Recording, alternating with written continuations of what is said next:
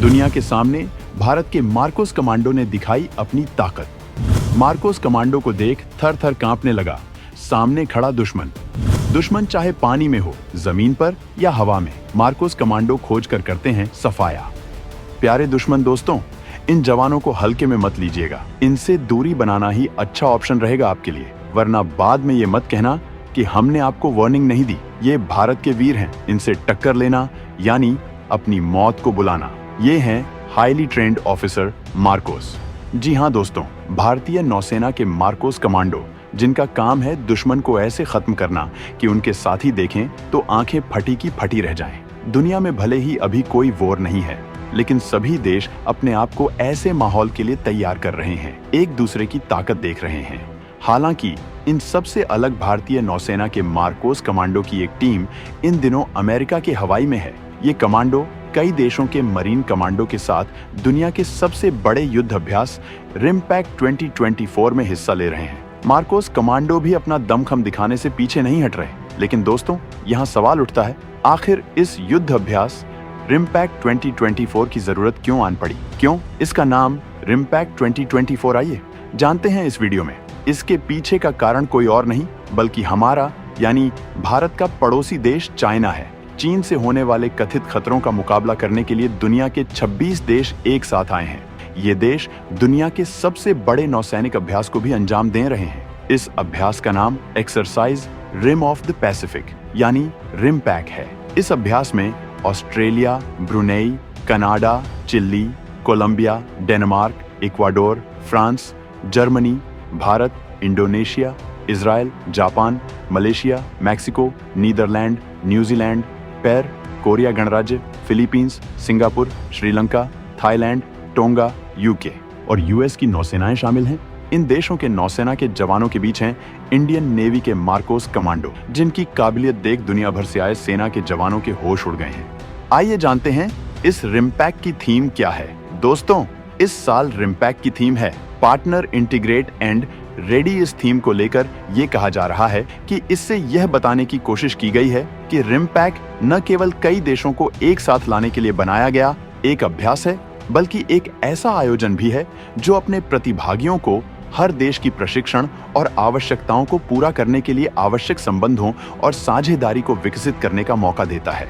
Marcos commando की team ने दूसरे देशों के नेवल कमांडो यूनिट के साथ रिमपैक्ट 2024 के दौरान लाइव फायर ड्रिल में हिस्सा लिया। इस दौरान कमांडो टीम को एक दमी दुश्मन पर अपनी फायर पावर आजमाने का मौका दिया गया और जैसा कि आप सभी जानते हैं कि भारत इस मामले में कितना बेहतर है, उसने अपनी टीम के साथ ऐसा प्रदर्शन किया मानो बाकी देश खड़े होकर ये देख रहे हों कि आखिर भारत के कमांडो न केवल ताकत में बल्कि चतुराई में भी अव्वल हैं। इन्हें रोक पाना बेहद मुश्किल है। इतना ही नहीं दोस्तों, आगे आने वाला समय में बल बुद्धि के साथ साइबर का है। इसके लिए भी भारतीय नौसेना के मार्कोस कमांडो रिमपैक्ट 2024 के दौरान एंटी पायरेसी और हाईजैकिंग मिशन में भी शामिल हुए। इस मिशन में उन्होंने समुद्री जहाजों पर एंटी हाईजैकिंग मिशन को अंजाम दिया। इसके बाद मार्कोस कमांडो की टीम ने रिमपैक्ट 2024 के मिशन में जंगल वॉरफेयर का भी अभ्यास किया।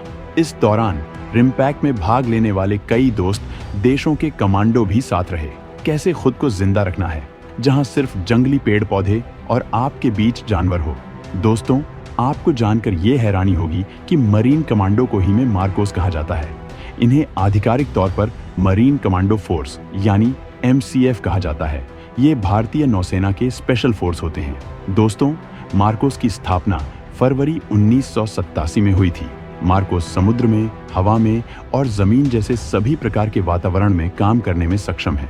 मार्कोस के लिए कोई टास्क छोटा नहीं होता, ना ही आसान होता है। लेकिन दोस्तों, ये मार्कोस हैं, अपनी जीत दुश्मन के जबड़े से भी निकाल लेते हैं। दोस्तों, मार्कोस कमांडो के पिछड़े मिशन की बात की जाए तो भारतीय शांति सेना के हिस्से के रूप में श्रीलंका के जाफना और त्रिंकोमाली के बंदरगाहों पर कब्जा करने में मदद की थी।